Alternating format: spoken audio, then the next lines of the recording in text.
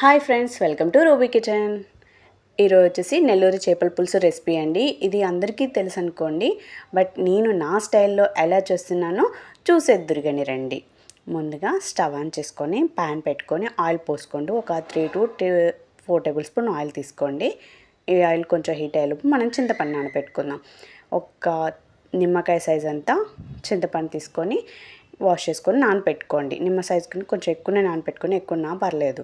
ఇప్పుడు oil heat అయిన తర్వాతకి పుల్లగా ఉన్న మ్యాంగోనే తీసుకోండి. పుల్లగా ఉంటేనే టేస్ట్ బాగుంటుంది. ఇవి మీడియంగా కట్ చేసుకొని ఆయిల్ వేసుకొని ఒక 2 to 3 minutes అలా ఫ్రై చేయండి. జస్ట్ లైట్గా కలర్ చేంజ్ అయితే సరిపోతుంది. ఇలా ఫ్రై అయితే సరిపోతుంది. ఎక్కువ ఫ్రై చేయకండి, జస్ట్ లైట్గా ఫ్రై చేయండి. ఫ్రై చేయకపోయినా పర్లేదు, బట్ నా ప్రాసెస్లో చేసి చూడండి, మీరు మళ్ళీ మళ్ళీ తింటారు, అంత బాగుంటుంది.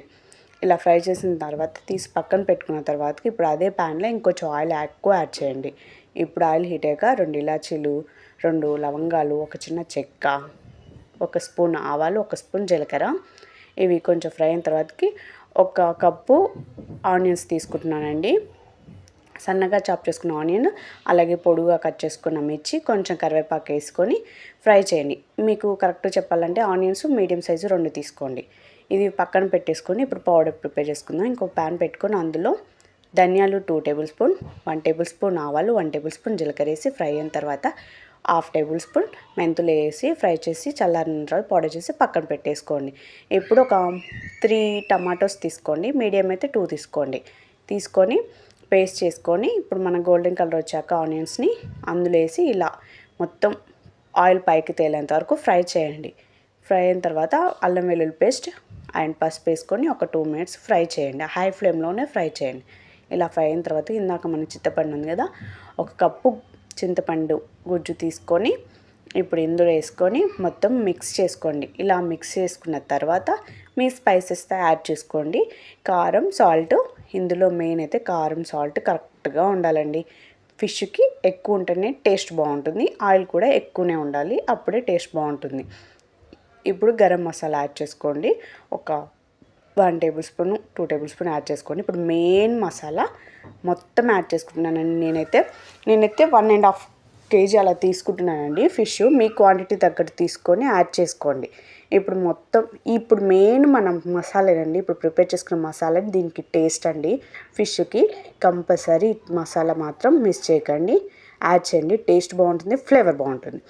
ఇప్పుడు వాటర్ యాడ్ చేసుకొని మీ క్వాంటిటీ థిక్గా కావాలంటే కొంచెం తక్కువ యాడ్ చేసుకొని, లేదు కొంచెం మీడియంగా ఉండాలంటే 2 glasses వాటర్ యాడ్ చేసుకోండి. ఇప్పుడు నేను చూపిస్తున్నాను కదా, నాకైతే కరెక్ట్గా ఉంటుంది. ఇలా యాడ్ చేసిన తర్వాత కొంచెం ఇప్పుడు స్పైసెస్ యాడ్ చూసుకోండి సరిపోయిందా లేదో. తర్వాతకి కొంచెం కరివేపాకు వేసుకొని బాయిల్ అవ్వనివ్వండి.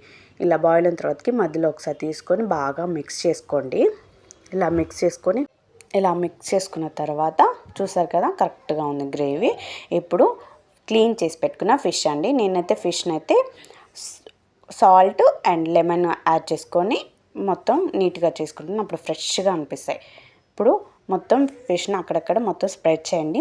ఇంకోటి మెయిన్ ఏంటంటే గరిట అస్సలు పెట్టొద్దు, ఫిష్కి ముక్క విరిగిపోతుంది, ప్లస్ తొందరగా కుక్ అవుతుంది. జాగ్రత్తగా కొంచెం త్వరగా స్టవ్ ఆఫ్ చేసుకోండి, మెయిన్ ఇది.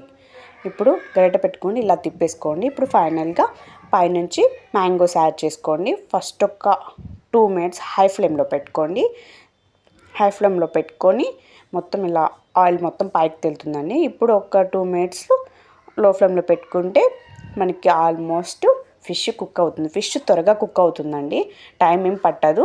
ముక్క ఎక్కువ ఉడికిందనుకో మనకి అస్సలు బాగోదండి. పులుపు కొంచెం ఇప్పుడు స్టార్టింగ్లో చూసుకోండి, లేదంటే ఇంకొంచెం యాడ్ చేసుకొని 2 minutes మసలనివ్వండి. అంతేని ఫైనల్గా కొత్తిమీర వేసుకుంటే ఫిష్ రెడీ అయిపోతుంది. వీడియోలో వస్తే లైక్ చేయండి, షేర్ చేయండి, సబ్స్క్రైబ్ చేయండి.